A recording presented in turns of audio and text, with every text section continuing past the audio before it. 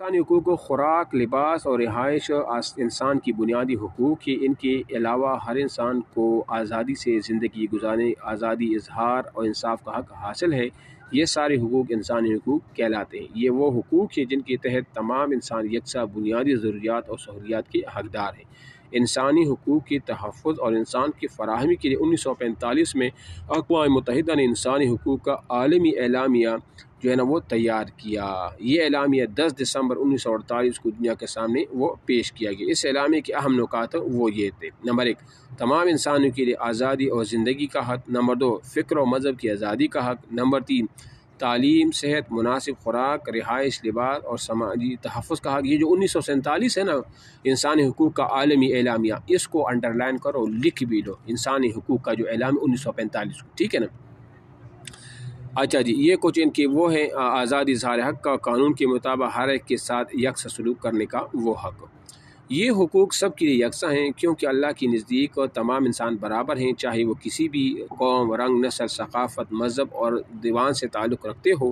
ہر انسان کو چاہیے کہ وہ انسانی حقوق کا تحفظ کرے، سب کی عزت کرے، ایک دوسرے کی رائے کا احترام کرے، اختلاف رائے کی صورت میں اپنے اندر برداشت پیدا کرے تاکہ دوسرے کی بات کو سن سکے۔ اگر کسی معاملے میں دوسرے کی بات درست ہو تو اس کو خوش دلی سے مان لے، اگر دوسرے کی بات صحیح نہ لگے تو دلائل سے اپنی بات واضح کرے اور بحث و مباحثہ سے وہ گریز کرے۔ سمجھ آ رہی ہے میری بات؟ اچھا جی، اب آزادی اظہار کی اہمیت، مطلب آزادی اظہار کی وہ اہمیت، تو یہ جو ہے نا وہ بتا رہے ہیں کہ انسانی حقوق کے مطابق ہر انسان کو اپنے خیالات کا اظہار کا حق وہ حاصل ہے۔ 1948 کی انسانی حقوق کی عالمی اعلامیہ کے آرٹیکل 19 میں کہا گیا ہے کہ ہر ایک کو رائے اور اظہار کی آزادی کا حق وہ حاصل ہے۔ اس حق میں کسی مداخلت کے بغیر رائے قائم کرنے اور کسی بھی میڈیا کے ذریعے سے اور کسی بھی سرحد سے قطع نظر معلومات اور نظریات کو تلاش کرنے، حاصل کرنے اور فراہم کرنے کی آزادی وہ شامل ہے۔ آزادی اظہار کے نظریے کو 19ویں صدی کی برطانوی لبرل مفکر جان اسٹورنٹ مل نے پیش کیا۔ انہوں نے کہا کہ معاشرتی ترقی کا واحد راستہ یہ ہے کہ انسانوں کو آزادانہ طور پر اپنے خیالات کا اظہار کرنے دیا جائے۔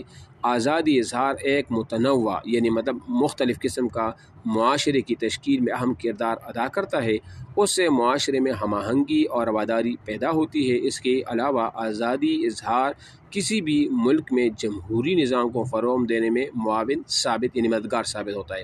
آزادی اظہار معاشرتی برائیوں سے نجات پانے میں معاون ثابت ہوتا ہے۔ کسی بھی معاشرتی برائی کا خاتمہ اس وقت تک نہیں کیا جا سکتا جب تک کہ لوگ اس کے خلاف بات نہ کریں۔ آزادی اظہار میں اس بات کا خیال رکھنا چاہیے کہ کسی سے اس کی دل آزاری وہ نہ ہو۔ امن اور تنازع، ٹھیک ہے نا۔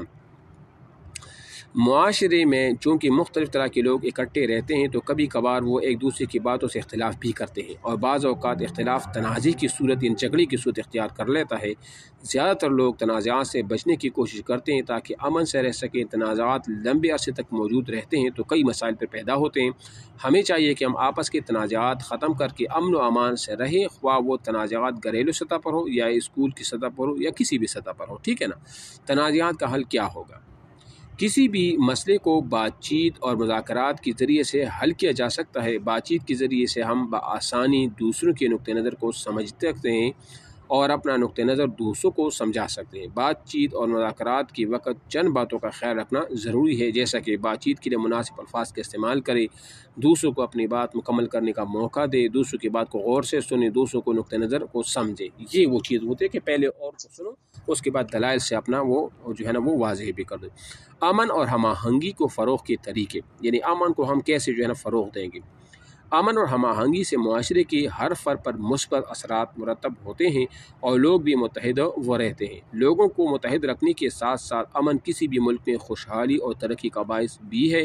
امن اور ہم آہنگی پیدا کرنے کے لیے کچھ باتوں کا خیال رکھنا وہ ضروری ہے۔ دوسروں کے ساتھ ہمیشہ نرمی اور رحمدلی سے پیش آئے۔ نمبر 2، اختلافات کے باوجود دوسروں کے رائے اور نظریات کے احترام کرے۔ نمبر 3، غلطی کی صورت میں معذرت کر کے معاملہ حل کرے۔ نمبر 4، دوسروں کے حقوق غصب کرنے سے تعلقات میں خرابی پیدا ہوتی ہے، اس لیے ایک دوسرے کے حقوق کا خاص خیال رکھے۔ نمبر 5، کوئی بھی معاملہ پیش آئے تو امن اور ہم آہنگی کے خاطر صبر و تحمل کا مظاہرہ کرتے ہوئے مصالحت اختیار وہ کرنی چاہیے، ٹھیک ہے نا۔ یہ آپ دیکھیں نا، یہ جو انہوں نے لکھا ہے یہ سرخ لکیر میں، کیا آپ مزید جاننا چاہتے ہیں؟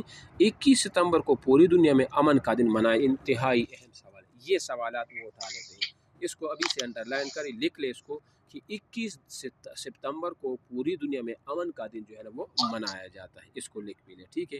اب 21 ستمبر کو کیا ہوا تھا کہ کیوں اس کو امن کا، یہ تو خیر مجھے بھی پتہ نہیں، بہرحال آپ اس کو لکھ لیں اپنے پاس، ٹھیک ہے۔ روزمرہ کی آداب، روزمرہ کی آداب، یہ اچھا انسان ہمیشہ آداب کا خیال رکھتا ہے، ہمیں بھی ان آداب کو اپنی زندگی کا لازمی جزو بنا لینا چاہیے، ٹھیک ہے۔ جب کسی سے ملے تو سلام کرے، ہر ایک سے اچھے اخلاق سے پیش آئے، اچھے اخلاق کے ساتھ انسان بنا دیتا ہے۔